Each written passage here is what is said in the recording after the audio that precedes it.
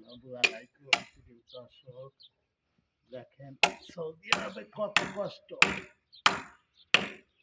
কাম খালি কাম কষ্ট। নতুন করে আসবেন, দেখেন কষ্ট ছাড়া কোনো পয়সা নেই। নতুন নতুন আসলে সৌদি আরবে আরো বেশি কষ্ট করতে হয়।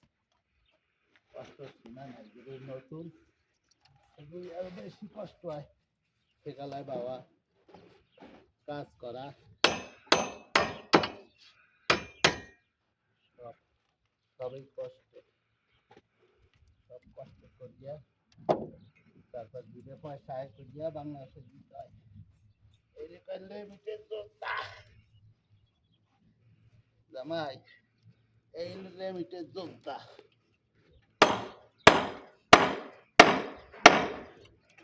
এই কাজ করিয়া দুইটা আয় করো, বাংলাদেশে পাঠাও, তারপরে বাপ মা ভাই বোনে খায়।